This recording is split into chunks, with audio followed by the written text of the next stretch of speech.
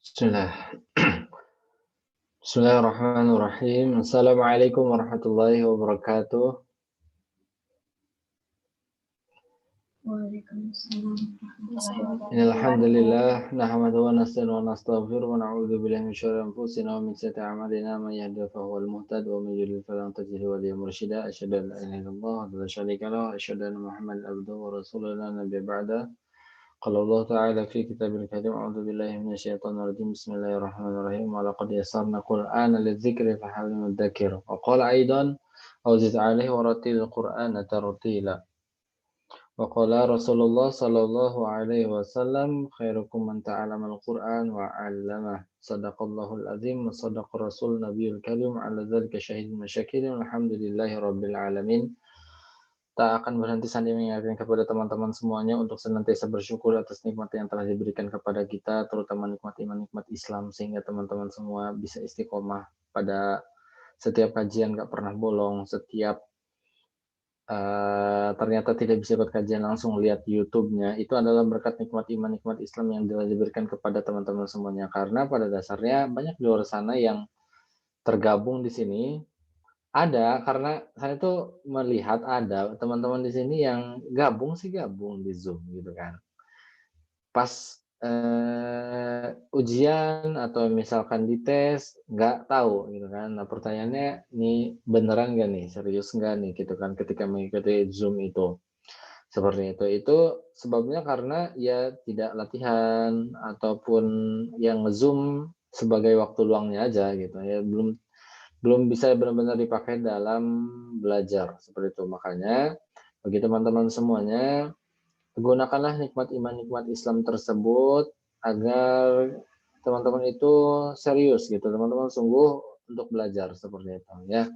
Dan ya alhamdulillah gitu kan ya. Berterima kasihlah kepada teman-teman semuanya sudah kepada diri sendiri sudah mau bertahan gitu kan untuk mempelajari Al-Qur'an seperti itu. Mungkin ya dari awal sampai sekarang masih kebanyakan adalah teori gitu ya. Nanti ya insya Allah dalam waktu dekat kita akan terfokus kepada praktek seperti itu. Tapi ya itu, kalau misalkan teorinya tidak dikuasai, bingung. Ya, jadi maksud dari Sandi mengajarkan teori terlebih dahulu itu adalah tujuannya supaya kalian tuh paham apa maksud dari hukum tersebut. Kenapa dibaca seperti ini? Apa sebabnya? Seperti jadi ketika mengaji itu otak kita itu benar-benar muter gitu. Otak kita itu benar-benar bekerja ketika mengaji seperti itu. Ya, makanya itu harus disyukur oleh teman-teman semuanya, teman-teman bisa bertahan sampai sekarang seperti itu karena nanti saya ingatkan kepada teman-teman semuanya, saya ingatkan nanti kita akan membuat grup khusus ya. Akan membuat grup khusus buat teman-teman yang ternyata istiqomah. Ya, buat teman-teman yang ternyata istiqomah nanti kita akan buatkan grup khusus karena ya di dalam grup kita ini banyak sekali gitu ya. Banyak sekali yang ada 5 grup gitu kan, udah ada 1.000 orang dan yang hadir nggak nyampe 100 gitu. Nah, makanya nanti kita akan dibuat grup yang dimana itu khusus buat teman-teman yang istiqomah gitu kan, yang nantinya bakal praktek seperti itu. Nah, ya jadi kemarin-kemarin Sandi bilang bakal bubar itu bohong ya, tenang aja, nggak bakal dibubarin kok kalian. Jadi walaupun nanti ada angkatan yang kedua hadir gitu ya, kalian kan angkatan pertama nih, nanti angkatan kedua akan hadir gitu. Jadi Sandi akan membuka angkatan yang kedua ketika materi yang sudah disampaikan kepada teman-teman Sandi anggap selesai seperti itu ya. Jadi nanti bareng dan materi kita yang akan kita jalani beberapa pertemuan selanjutnya itu tinggal sedikit lagi ya. Paling cuma tinggal berapa? 4 pertemuan, 5 pertemuan seperti itu. Ya udah nggak kerasa buset. Udah berapa bulan coba kalian di sini kan. Nah, itu harus disyukuri oleh teman-teman semuanya karena diistiqomahkan dalam kegiatan belajar mengaji ini seperti itu ya. Ya karena nggak ada yang tahu ternyata Allah arahkan kita untuk mengikuti kajian ini. Ya nggak ada yang tahu Allah arahkan tiba-tiba muncullah FYP Sandi di TikTok kalian ya. Atau muncullah diajak oleh teman gitu kan, muncullah di Instagram seperti nggak ada yang tahu itu tuh sudah dipastikan bahwasanya itu adalah takdir Allah gitu. Jadi harus disyukuri seperti itu. Makanya sebaik-baiknya mensyukuri nikmat itu adalah berusaha bermanfaat untuk diri kita sendiri, contohnya kita belajar serius, banyak latihan, seperti itu tuh. Nah, itu adalah bentuk dari di mana kita ini berusaha untuk, bermanfaat untuk diri kita sendiri. Nah, nanti kan sudah mengajar, sudah diajar, ya, sudah dikasih ilmunya segala macam, tiga tugas teman-teman untuk mengajarkan juga ya, untuk menyempurnakan, khairukum man ta'allama al-Qur'an wa 'allamah gitu kan, mengajarkan, seperti itu. Kemudian tak lupa salat serta salam semoga tetap terlimpahkan kepada junjungan kita habibana wa nabiyana Muhammad sallallahu alaihi wasallam, kepada keluarga, sahabat, dan tak lupa kepada kita selaku umat yang insyaallah taat pada ajarannya sampai yaumil akhir nanti, dan semoga kita termasuk golongan umat yang mendapatkan syafaat ketika akhirat kelak, dan ya mudah-mudahan kita semuanya berada di surga nanti ya. Nanti ada reuni gitu kan. Bikin plang di surga gitu kan, ngaji itu gampang, sini-sini gitu kan, kayak kumpul-kumpul, aduh enak banget kayaknya kan ya, di surga ngumpul-ngumpul ngaji itu gampang. Ini di dunia aja kalau ketemu udah bahagia banget, ya nggak sih? Kita yang udah pernah ketemu, cuma beberapa orang doang tuh kayak, aduh rasanya, gitu ya. Apalagi nanti bareng-bareng di surga, ya pokoknya gitulah, bikin plang di surga, ngaji itu gampang nih gitu kan. Jadi dari beberapa grup nanti kumpul di sana surga, amin ya Allah. Ah, gemes aing hayang pengen ke surga cepetan. Baik, pada malam hari ini kita akan membahas tentang, ya sudah disampaikan, tentang tafkhim wa tarqiq. Tafkhim dan tarqiq ini, karena sebenarnya bisa diselesaikan ya, karena dia pertemuannya tuh lama gitu ya sama kalian ya gitu. Jadi dibuatlah 2 part gitu ya, dan sekarang adalah part yang pertama, seperti itu. Jadi kita akan belajar tentang tafkhim dan tarqiq. Ya, karena banyak sekali orang yang nggak paham tentang ini sehingga tidak menebalkan dan atau tipis, ketika baca gitu. Jadi dibacanya lempeng aja gitu ya, lurus aja, padahal harus ada bedanya gitu ya ketika pembacaan tafkhim dan tarqiq. Nah, pada malam ini kita akan bahas tentang kedua hal tersebut. Ya, dan ini sifatnya, yang bab ini sifatnya apa ya, sifatnya teori gitu. Jadi istilahnya kalian ketika mengaji pun tanpa tahu teori ini biasanya udah gitu, udah tafhim, kalian tuh udah tarkik gitu. Ya jadi ini sebetulnya sifat teori gitu kan, beda nanti yang part keduanya sifatnya praktek gitu, yang biasanya orang itu salah ketika penyebutannya. Hampir semua privat yang privat ke saya itu semuanya salah di tafhim. Gitu, ya entah kenapa, nggak tahu meureun, da nyebelin semua orang-orang privat mah. Udah dikasih tahu besok harese, gemes jadinya teh. Gitu, nah mungkin setelah, mengikuti kegiatan malam hari ini jadi pintar-pintar ya kalian semuanya. Hati-hati terhadap tafkhim, mana yang harus ditafkhim, mana yang harus ditarkik, seperti itu, ya. Oke, kita bahas dulu tentang definisi tafkhim dan tarqiq. Tafkhim itu artinya watasmin, artinya secara lugah itu namanya watasmin. Tasmin itu apa? Ada yang tahu? Ada yang jago bahasa Arab? Ada yang anak pesantren? Tasmin, watasmin. Atau bahasanya samin, samin, saminun. Ada yang tahu? Enggak ada ya. Samin, samin ya Allah enggak ada. Ya udah. Samin itu gemuk, gitu kan. Oh, parah ini tajwid aja body shaming, buset. Tasmin ya. Tasmin itu dia artinya gemuk. Ya, jadi ya, nggak tahu ya apa kenapa akhirnya tafkhim ini definisinya itu apa, secara bahasanya ya, sini lughatan tasmin ya, tapi di sini at-taghlid, taghlid juga. Taghlid itu berarti tebal ya, tebal. Intinya mah tebal gitu, gemuk, tebal, seperti itu ya. Sedangkan secara istilah, sautul qawi wa ghalid. Jadi suaranya itu kuat dan tebal ya. Adkhul ala huruf inda nutqin bihi fayam talifam. Ya, jadi nutqin bihi fayam talifam. Jadi ketika pengucapannya fayam talifam, memenuhi mulut gitu. Jadi di mulutnya kayak penuh aja gitu ya. Ketika ada tafkhim di sini tuh kayak penuh aja gitu ya. Jadi yaitu inda nutqin bihi fayamtali fam. Jadi ketika penyebutan, jadi tadi ini sautu qawi wa ghalid gitu kan. Suaranya itu kuat dan tebal, dan ketika pengucapannya itu mulutnya penuh seperti itu. Nah, itu dari definisi dari ya. Kemudian tarqiqnya lughatan tanhif. Apa tanhif?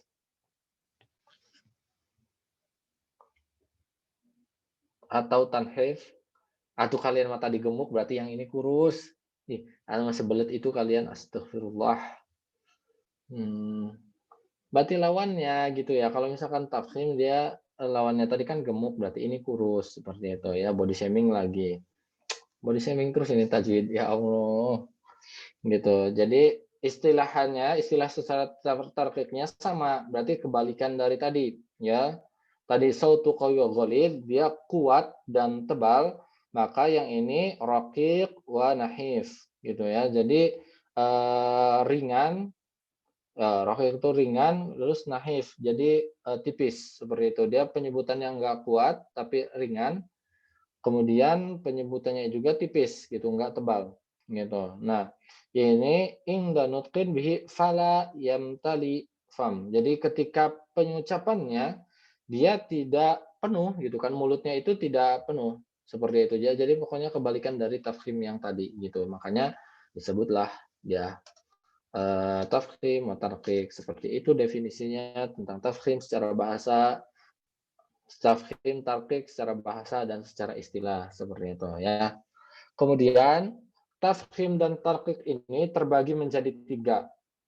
Ya, terbagi menjadi tiga, tafkhim dan tarqiq. Yang pertama adalah huruf tafkhim daiman. Apa daiman? Ada yang tahu daiman? Daiman. Daiman.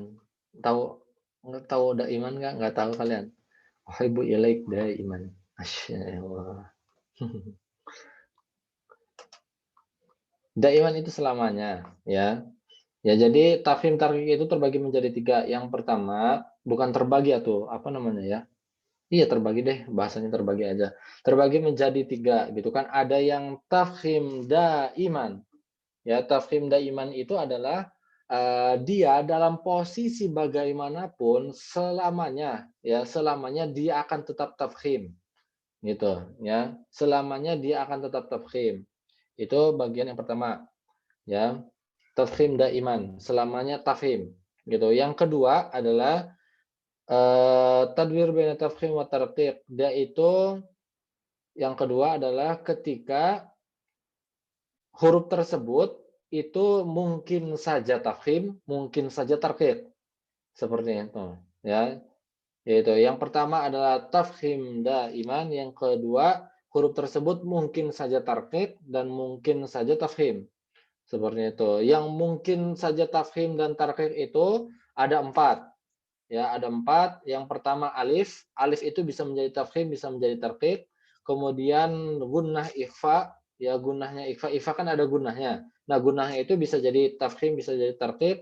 Yang kedua lam ismul jalalah gitu kan.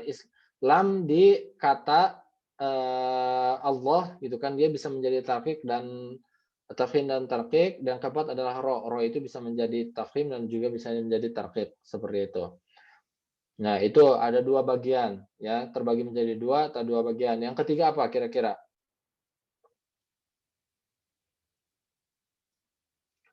Ayo, yang ketiga kira-kira apa?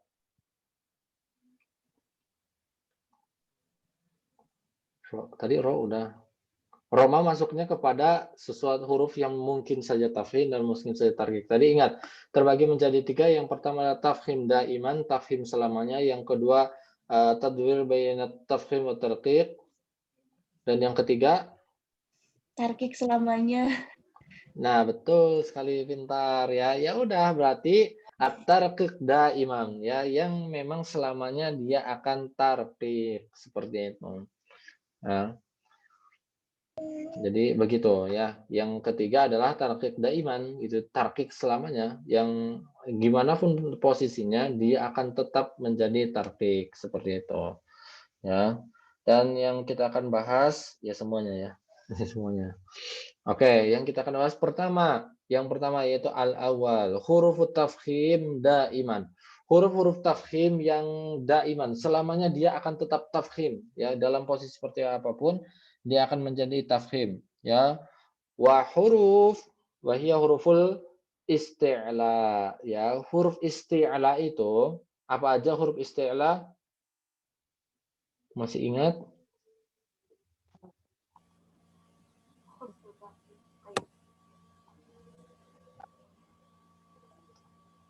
Ada yang masih ingat huruf isti'la?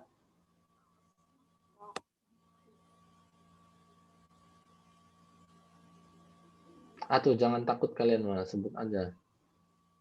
Kalau lupa mah aduh di kantor kalian dipecat aja jadi murid lah. Saya Apa? Kak, saya Kak. Ya, sok, Akbar. Huruf kho, huruf sod, huruf bo, huruf do, huruf to, huruf ko, huruf huruf zo. Ya, betul. Ya, kalau misalkan disingkat jadi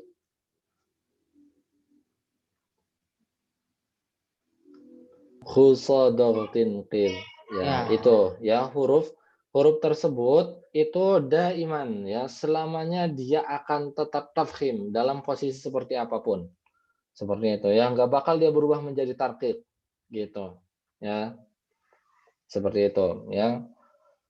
Wala tafkhim fiha maratib khams. Nah, jadi tafkhim daiman itu dia terbagi menjadi 5 juga. Ya, jadi terbagi menjadi 5. Tafkhim daiman itu terbagi menjadi 5. Yang pertama, an yakuna huruf tafkhim maftuhan wa ba'dahu alif. Nah, ya. Yang pertama adalah ketika huruf isti'la tadi dia berharokat fathah. Ya, berharokat fathah kemudian setelahnya alif. Ya, setelahnya alif. Gitu. Nah, itu termasuk kepada tafkhim ya, yang jenis yang pertama. Ya, contohnya apo. Nah, po dia tetap tetap tebal. Apo.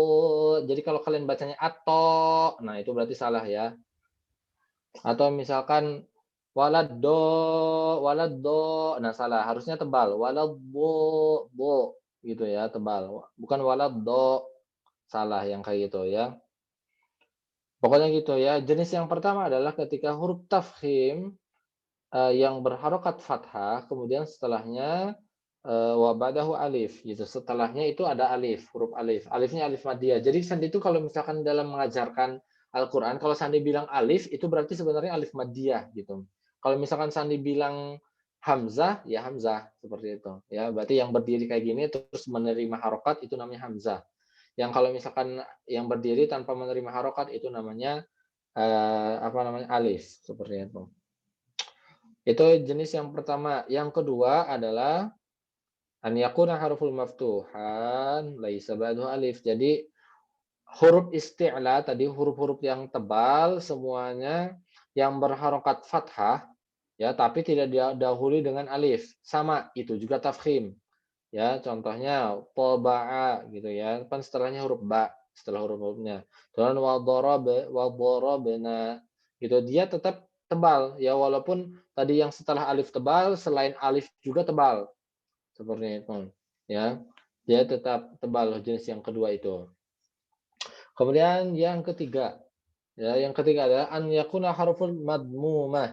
Ya, nah kemudian huruf-huruf tadi khusadatin qid walaupun dia ya an yakuna huruf madmumah. Jadi ketika domah gitu. Jadi ketika huruf-huruf itu domah ya, huruf tebal tadi khusadatin qid domah dia tetap tebal seperti itu ya.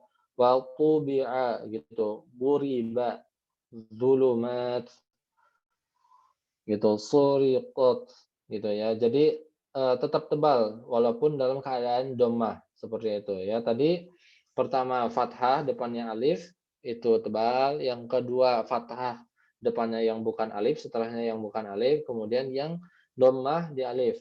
Dhammah ya, yang dhammah dia tebal seperti itu. Yang keempat an yakuna hurufut sakin. Ya, jadi dia ketika sukun, huruf yang ketiga sukun, eh, oke, berarti kalau misalkan kayak gini tadi salah menerjemahkan, bukan terbagi ya, marotib. Marotib berarti urutan ketebalan dari huruf-huruf tafkhim daiman seperti itu ya. Karena benar, marotib itu berarti urutannya. Tadi urutan yang pertama apa? Fathah terus depannya alif, kemudian yang kedua fathah, yang ketiga dhamma, yang keempat adalah ketika sukun. Ya sakinah. Sakinan. Ya jadi sakinan itu adalah ketika sukun. Ketika huruf-huruf isti'la itu sukun, dia tebal juga gitu ya. Urutannya. Berarti ini perurutan ya. Hanya huruf sakin ya. Atwa. Jadi kita nggak bisa ketika sukun jadi bacanya atwar nggak bisa, tapi harus tebal to-nya. Atwa. Nah gitu. Atwaron. Adrib gitu ya. Idrib. Maaf. Azlama gitu, tak tebal. Azlama nggak bisa azlama, salah ya. Pokoknya huruf-huruf ini akan tebal seperti itu. Kemudian yang kelima tentunya adalah an yakuna harful maksuron ya. Dia ketika kasroh pun dia akan tetap tebal ya. Contoh sirato. Nah, sli. Jadi bukan bacanya siroto tapi sliroto. Jadi tetap tebal. Seperti itu. Tapi ya ini adalah urutan paling rendah gitu ya. Bildiyan gitu. Khosiman, qilan, wa ghidha, dakhirin gitu ya. Jadi tetap tebal. Nah, kesimpulannya adalah apa? Tadi ya huruf tafkhim ini adalah huruf tafkhim daiman. Walaupun posisinya dimanapun, apapun itu, ketemu apapun, dimanapun, dia akan tetap tebal. Gitu. Ya, jadi ketika membaca huruf-huruf tersebut, kalian harus tebal. Nggak boleh, nggak bisa dia berubah menjadi tipis, itu nggak mungkin. Ya, suatu hal yang nggak mungkin ketika mereka itu berubah menjadi tafkhim. Ya, ini adalah tafkhimnya adalah tafkhim daiman. Selamanya dia akan tetap tebal ya dalam posisi apapun. Tadi urutannya urutan ketebalannya itu tadi ya. Yang pertama adalah ketika fathah terus depannya alif, yang kedua yang berharokat fathah yang depannya bukan alif, yang ketiga itu yang dhammah, yang keempat itu adalah ketika sukun, yang kelima adalah ketika kasroh. Ya, ingat hurufnya jangan lupa khusa, dal, tin, qil. Ya, kha, sad, dad, ghin, po, ko dan zo seperti itu. Nah, itu huruf yang tebal daiman. Itu adalah jenis yang pertama ya, huruf tafkhim daiman. Dan yang kedua ya, huruf tarjir baina tafkhim wa tarqiq. Jadi ini berputar-putar pokoknya ya di antara baina tafkhim wa tarqiq. Jadi huruf-huruf ini itu mungkin dia menjadi tafkhim dan mungkin juga dia menjadi tarqiq seperti itu ya. Tadi ada 4 jenis ya, yang ini itu ada 4 jenis gitu. Yang bacanya antara tafkhim dan tarqiq seperti itu ya. Nah, jadi tujuan kita di sini belajar adalah agar kita tahu alasannya kenapa jadi tafkhim, kenapa jadi tarqiq, begitu ya. Yang pertama yang akan kita bahas tentang alif ya. Huruf alif itu ingat ya, sekali lagi Sandi bilang kalau misalkan Sandi bilang alif berarti itu adalah alif maddiyah. Alif maddiyah tuh yang gini. Nah gitu. Kan alif maddiyah itu ya maddiyah waw maddiyah nah itunya ya yang keluar dari rongga mulutnya seperti itu ya.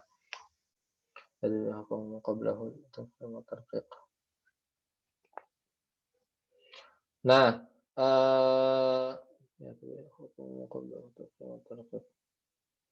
oh ya. Yang pertama itu adalah alif. Ini emang singkat banget. Ya, yang pertama alif, ya macam yang pertama itu adalah alif. Nah, alif di sini dia akan menjadi tebal atau menjadi tipis itu tergantung dari sebelumnya huruf apa. Gitu. Ya di sini nih. Yatbihukum ma qablahu. Jadi ditentukannya si alif maddiyah ini tebal ataupun tipis itu tergantung dari huruf sebelumnya. Kalau misalkan huruf sebelumnya adalah tafkhim yang tadi ya khusodotin kit, maka alif maddiyah tersebut menjadi tafkhim. Tapi kalau misalkan huruf tersebut adalah huruf tarqiq, selain huruf yang tadi, selain huruf yang tafkhim, berarti dia tipis gitu. Contohnya po, nah, o-nya itu jadi po. Tadinya kan harusnya kalau misalkan tarqiq dia bacanya gitu. Karena sebelumnya huruf yang jadi o ya tebal. O seperti itu, berubah gitu ya. Nah, lam alif maddiyahnya itu gitu kan ya, yang keluar dari rongga mulutnya itu dia berubah menjadi tafkhim. Jadi tebal. Gitu karena itu bergantung sekali dari huruf sebelumnya, seperti itu. Nah, beda kalau misalkan tarkik, hurufnya selain yang tadi. Contoh, yaka, jadinya ha, biasa tuh tarkik dia nggak tebal. Ha, yakadu, jaa, tuh a-nya biasa a, ja, a. Nah, itu kan jadi tipis, biasa aja, gitu nggak tebal. Beda dari yang sebelumnya gitu. Fo, nah, fo. Jadi panjangnya itu gitu kan, panjangnya alif maddiyahnya itu dia jadi tebal kalau misalkan sebelumnya huruf dahulu oleh huruf tebal dan menjadi tipis ketika sebelumnya dahulu oleh huruf yang tipis. Itu yang alif ya, bab tentang alif ya. Dan nih kita tentang bahas ini ya, tadwir baina tafkhim wa tarqiq. Jadi huruf yang mungkin saja tafkhim dan mungkin saja tarqiq seperti itu. Itu yang pertama adalah alif. Yang kedua adalah gunnah ikhfa. Ya, hukum bedah tafkhim wa tarqiq. Nah, sama ikhfa juga itu tergantung ikhfa kan nun sukun bertemu 15 huruf ikhfa gitu. Nah, dengungnya yang kedua itu adalah gunnah ikhfa. Ya tadi bagian dari tadwir baina tafkhim wa tarqiq, huruf yang mungkin saja tafkhim mutin tarqiq, bagian yang kedua adalah gunnahnya ikhfa. Nah, gunnahnya ikhfa itu adalah tergantung kepada huruf apa yang akan ditemui oleh ikhfa tersebut. Seperti itu ya. Kalau misalkan ditemuinya adalah huruf yang tafkhim yang tadi khusus tinkit, maka gunnahnya jadi tebal gitu. Kalau misalkan sebelumnya itu huruf yang selain huruf tafkhim berarti dia tarqiq. Seperti itu. Contohnya eh mu nah, angnya mu kan mau ketemu huruf dad nih, mubud. Atau unzur ada. Nah, angnya tuh jadi tebal. Unzur. Nah, seperti itu. Unzur. Nah, gunnahnya dia menjadi gunnah yang tebal. Unzur. Seperti itu. Ya, unzur. Jadi nggak bisa bacanya, misalkan ketemu huruf dot, bacanya unzur, zur, nggak bisa. Tapi dia bakal tebal. Unzur. Nah, unzur. Tapi apa namanya, gunnah dari ifanya dia pasti akan tebal. Seperti itu. Karena setelah hurufnya adalah huruf yang isti'la, huruf yang tebal. Seperti itu. Tapi beda ketika yang ifanya adalah ketemu huruf-huruf yang tipis. Tipis selain yang tadi, ya, selain huruf-huruf yang tebal tadi. Contohnya wa anzir, tuh biasa anzir. Itu wa anzir ketika huruf zal. Wa anzir bukan wa auzir. Nah, gitu enggak kan, tapi wa anzir biasa aja. Wa antum. Nah, gunnah dari ikhfa tersebut jadinya tipis. Ya, jadi macam yang kedua adalah macam dari tadi tadwir baina tafkhim wa tarqiq itu adalah gunnah dari ikhfa. Seperti itu, ya. Ya udah selesai tadi. Satu lagi, ya terakhir. Satu lagi terakhir adalah tafkhim lam ismul jalalah, ya. Jadi tafkhimnya gitu kan, tafkhimnya lam gitu. Yang diperhatikan di sini adalah lamnya gitu. Jadi tafkhimnya lam pada lafaz Allah seperti itu ya. Jadi itu tergantung ya, lamnya ini bisa tafkhim bisa juga tarkik. Kapan lafzul jalalain ini menjadi tafkhim? Ketika sebelumnya itu didahului oleh huruf yang berharokat fathah dan dhammah gitu. Jadi kalau misalkan huruf lafzul jalalah itu didahului oleh huruf yang berharokat fathah atau dhammah gitu kan, dia menjadi tebal gitu ya. Jadinya lo. Gitu contoh. Qul huwallahu. Nah, jadinya harusnya kan lam pada dasarnya gini, la gitu, la biasa ya, lali lubal, tapi lam itu berubah menjadi tebal pada lafzul jalalah dan sebelumnya didahului oleh berharokat fathah dan atau dhammah. Qul huwallahu, jadi lo, jadi bahasanya jadi lo gitu ya. Lo seperti itu ya. Qul huwallahu, jadi lo, bukan la, bukan qul huwallah. Qul huwallah, bukan, tapi qul huwallahu. Jadi tebal lamnya gitu karena didahului oleh fathah. Begitupun yang didahului oleh dhammah ya. Qalullah. Nah, qalullah, lo jadi tebal. Bukan qalullah, ya bukan, tapi qalullah. Jadi lafaz Allah yang didahului oleh huruf yang berharokat fathah ataupun dhammah itu dia tebal seperti itu. Nah, jadi tebalnya huruf lam itu hanya pada lafzul jalalah aja, udah. Ya, enggak di huruf-huruf yang lain seperti itu. Jangan sampai ketika baca Al-Fatihah wala jadi tebal gara-gara mau ketemu huruf yang tebal gitu kan, huruf dhad, lamnya jadi tebal enggak, tapi wala gitu. Jadi lam itu tebal ya pada lafzul jalalah aja, dan terjadinya tebal itu ketika lafzul jalalah didahului oleh huruf yang berharokat fathah dan dhammah seperti itu. Dan dia lafzul jalalah lafzul jalalah itu akan menjadi tipis ketika lafzul jalalah didahului oleh huruf yang berharokat kasroh. Seperti itu. Jadi lamnya akan tipis seperti biasa. Contoh bismillah gitu kan, bukan bismillah.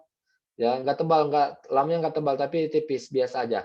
Bismillah seperti itu. Bismillah gitu. Qaumanillah gitu.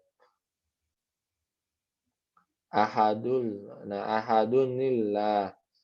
kulillah gitu ya. Yang emang didahului oleh huruf yang berharokat kasroh, dia akan menjadi tipis. Jadi kalau misalkan nanti ketemu lafaz Allah, terus sebelumnya kasroh, jangan dibaca tebal karena itu ada tarkib seperti itu. Itu tipis seperti itu.